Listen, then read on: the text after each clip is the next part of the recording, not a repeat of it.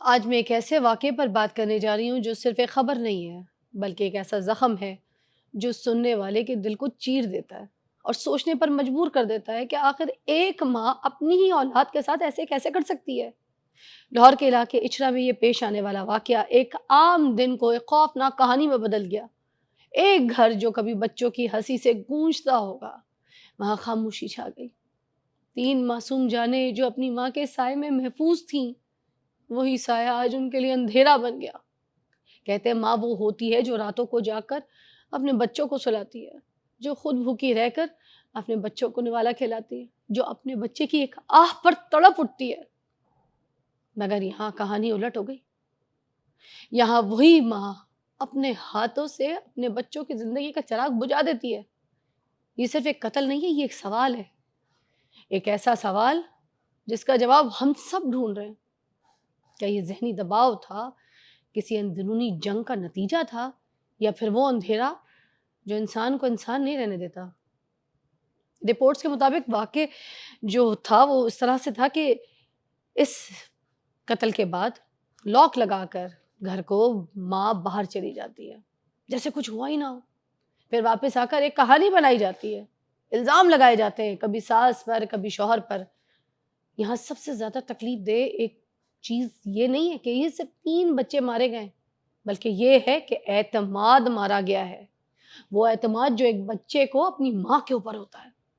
سوچیں، ایک بچہ جب ڈرتا ہے تو سب سے پہلے کس کو پکارتا ہے؟ امی۔ اور جب وہی امی خطرہ بن جائے تو اس بچے کے لیے اب اس دنیا میں محفوظ جگہ کون سی رہ جاتی ہے؟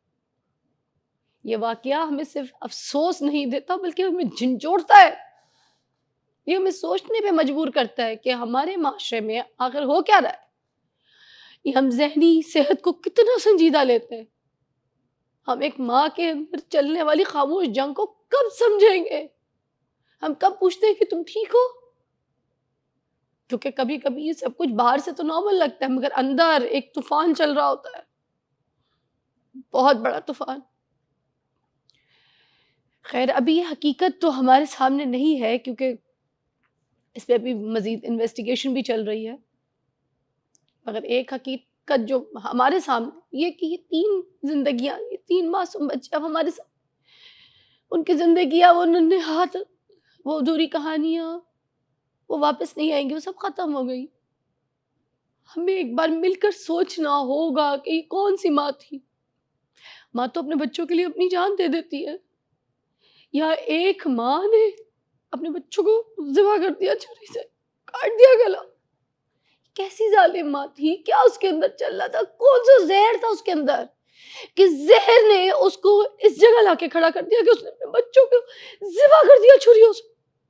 کیا منظر ہوگا کہ ایک بچہ اپنی ماں کی طرف دیکھتا ہے سکون حاصل کرنے کے لیے کہ میری ماں ہے، 5 سال کی ایک بیٹی، 4 سال کا ایک بیٹا اور 1.5 سال کی ایک اور بیٹی۔ انہیں کیا پتا ہوگا کہ ہماری ماں ہمارے ساتھ کیا کرنے جا رہی ہے۔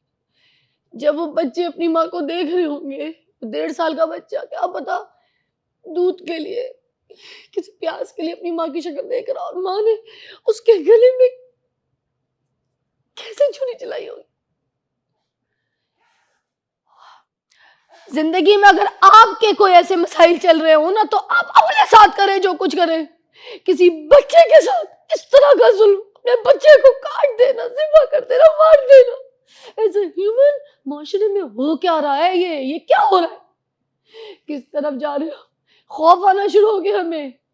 اگر بچے اپنی ماں سے محفوظ نہیں ہوں گے تو پھر کس طرف اپنی سیفٹی دیکھتے ہیں؟ کہاں دیکھیں گے معاشرے میں؟ ایک ماں اپنے بچوں کو مار رہی ہے۔ میری آنکھوں میں، میری آواز میں جو دکھ ہے نا، وہ صرف ایک ماں سمجھ سکتی ہے کیونکہ میں خود ایک ماں ہوں۔ کبھی سوچ کر دیکھیں، صرف یہ سچویشن اپنے بچے پہ رکھ کے دیکھیں کہ اگر آپ کے بچے کے ساتھ یہ سب کچھ ہو تو آپ یہ دکھ سمجھ سکیں گے۔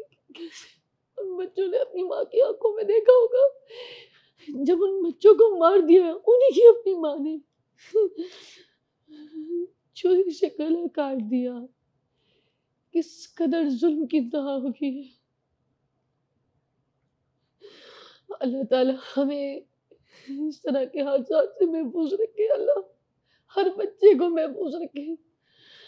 باہر تو ہے درندے، لوگ ہیں، دنیا خراب ہے، درندے گھوم رہے ہیں، آپ اپنے بچوں کو اپنی آغوش میں لیں، ان سے بچائیں، ان لوگوں سے بچائیں نا کہ آپ ماں ہو کے مار رہی ہیں۔ اللہ تعالیٰ سب کو ہدایت دے۔